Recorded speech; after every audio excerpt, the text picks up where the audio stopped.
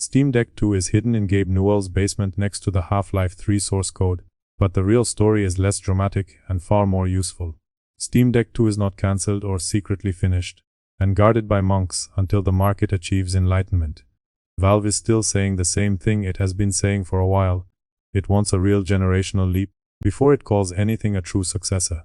Instead of leading with that fact, a lot of coverage keeps pouring fog over it, because fog gets clicks and clarity does not. Meanwhile, the hardware industry keeps behaving like swapping a chip, sanding an edge, and inventing a shinier model name somehow counts as progress. Tiny revisions become premium moments, modest gains get wrapped in trailer thunder, and the same lunch gets served again, with a hotter plate and a higher bill. Refresh culture has trained people to confuse movement with improvement. Suddenly, Valve looks radical only because everyone else is sprinting, like a salesman paid by the calendar. Normally, this would be called patience, discipline, or product self-respect. Today, it looks rebellious, which tells you how rotten the market has become. First, put the facts in order, because this story gets dumber every time. Somebody rearranges them for drama. Nothing official gives Steam Deck 2 a release date. Nobody honest can say launch is close, because Valve has not said that. Likewise, nobody serious can call it cancelled, because there is nothing public supporting that claim.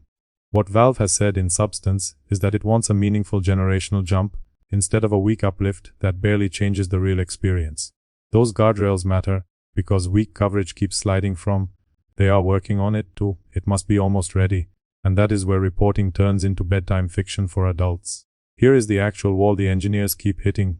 The chips available right now are not good enough to do the job Valve seems to want. Performance alone is not the goal, because handheld hardware is a balancing act, not a wish list with a battery glued to it. Balance is the product in a machine like this. More speed usually means more power draw, more heat, more cooling demands more cost or less battery life. Any company can chase a bigger number if it is willing to make the rest of the box worse. That move is not genius engineering. Basically, it is just moving the pain to another room and hoping marketing can drown out the screaming. This is where Valve starts looking less slow and more like the only adult left in the room. Most companies would absolutely take a 20% bump, stamp a new word on the shell, and roll out a keynote, like civilization had advanced. Plenty of brands would take 30% and call it transformative.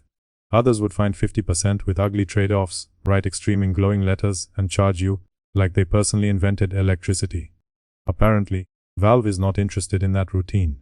Unless the jump feels real, without wrecking the balance that made the first Steam Deck work, the company does not seem eager to sell a polite lie in a new box. Strangely enough, that level of restraint now reads like rebellion.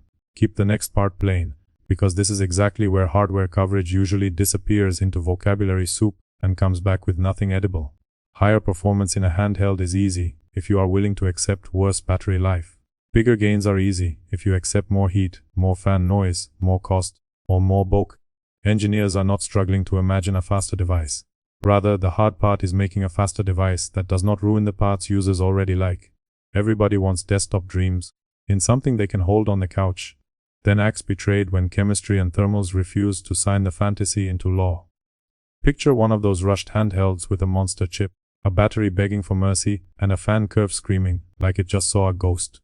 Absurdly, that is the premium future plenty of companies were happy to rush to market, right up until batteries reminded them they do not enjoy feeding monsters. Physics is not a hater. Battery chemistry, thermals and power draw gets a vote. Manufacturing cost gets a vote too. Online experts keep yelling at the oven, because the cake is not done, even though the ingredients are still growing in a field. Reality does not care how urgent the comment section feels. Waiting may be annoying, boring, and terrible for channels that survive on emergency thumbnails, but waiting still makes sense if the alternative is a fake upgrade with uglier trade-offs. But if the wall is this obvious, why does the internet keep acting like it has found a loophole? Enter the forum genius brigade. Just use a stronger chip is the kind of sentence that sounds smart, only if you stop thinking halfway through it. Stronger chips draw more power. Added power means more battery drain and more heat. Greater heat means more cooling. Additional cooling means more bulk, more cost, or more noise. None of those penalties are optional. Every armchair hardware prophet who ignores that is basically pitching a portable furnace and then wondering why the battery died. Oddly enough, even desktop parts keep proving the same point, because Nvidia and AMD did not escape the power bill by wishing harder. Flagship GPUs kept chasing bigger numbers with fatter power demands, pricier cooling, and and case sizes that look less like components and more like landlord disputes. If the giants on the desktop side cannot outrun heat and watts for free, why do people talk like handheld engineers are lazy for not squeezing miracles into something the size of a sandwich? Forum threads keep circling back to the same sensible concerns: power consumption and price. Both issues matter, because they decide whether the machine still feels like a balanced handheld or turns into an expensive compromise brick. Internet culture wants a miracle and a discount at the same time. People demand monster performance, long battery life, low heat, low noise, and a friendly price, then act shocked when reality refuses to take instructions from Reddit. Expectation rot explains that tantrum better than anything Valve has done. Look beyond the forums and the same sickness keeps spreading through the platforms feeding this story back to you. YouTube is not just observing the expectation rot, creators there are monetizing it. Delay language is easy, rumor framing is easy, panic thumbnails are easy. A clean explanation is harder, because it requires structure, not just facial expressions and a red circle. Consequently, the stronger angle is not Steam Deck 2 delayed. Refusing the lazy refresh is better, because it points at a pattern bigger than one missing product. Better framing turns a hardware update into an industry indictment. Clean commentary can still win here, by saying one hard thing clearly, and then proving it with a chain the viewer can repeat after the video ends. Credit should also go to the audience, because plenty of Steam Deck users are showing more maturity than the executives who built the scam cycle in the first place. Lots of buyers are not begging for a sequel tomorrow morning. Many of them are saying the obvious adult thing: wait until the leap is real. Reaction like that matters because it kills the lazy assumption that customers always demand endless annual churn. Ordinary users can tell the difference between a meaningful successor and a glorified patch note wearing expensive shoes. Cynically speaking, the paying audience now shows more self-control than the corporations trying to harvest impatience for profit. Regular people can still say, "Bring me something real later," while giant companies keep acting like every new quarter deserves a keynote and a fresh invoice. Finally, here is the cleaner closer. This script has been building toward the whole time. Slow is only the label Valve gets stuck with, because everyone else moves like a salesman. No official release date has been announced. Credible reporting does not support cancellation. Honest reading does not support treating a weak uplift like a proper Steam Deck 2 either. Supported facts point somewhere much simpler. Valve wants a generational leap, and the chips available right now do not seem good enough to deliver that leap without ugly trade-offs in battery life, heat, noise, size, or price. Therefore, the company waiting to cook something new gets called late in a market built on reheated hardware and fake urgency. Beneath that irony sits the real punchline. Modern tech culture has trained people to expect disrespect on a schedule.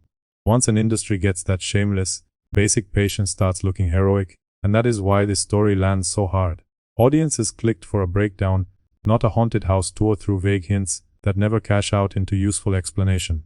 So the script has to keep paying out facts every few lines. Analysts who bury evidence under mood and swagger are not building suspense. Notice how much harder the cynicism lands once the hardware problem is stated plainly, because mockery has more authority when the audience already understands what is being mocked. Ultimately, this story is not about whether Valve can ship another box someday. Fundamentally, it is about whether any company in hardware still has enough self-respect to wait until the next box actually deserves a new number on the front. Before you leave, answer this honestly in the comments. Are you actually okay waiting 3 years for a real leap, or has the annual upgrade cycle finally broken your brain? Remember the rushed handheld wave built around so-called extreme chips, impressive spec bullets on launch day, strong frame charts in short bursts, then the boring reality of shorter sessions, louder fans, hotter grips, and buyers learning battery life hates ego. Compare that with Valve's position, and the contrast gets embarrassing for the rest of the market. Because refusing to ship a compromised sequel now feels more honest than rushing out another expensive compromise, dressed as premium ambition. Notice how the desktop scene keeps proving the same rule, with ever hungrier graphics cards demanding more watts, fatter coolers, and beefier power supplies, yet people still expect a handheld to sidestep every limit while costing less and lasting longer. Ask yourself whether you actually want the next Steam Deck sooner, or whether you just want the annual upgrade cycle to stop whispering that patience is weakness whenever a company delays the chance to resell you the same machine. Frankly, that is the real sting. Honest hardware patience now feels weirder than manipulation.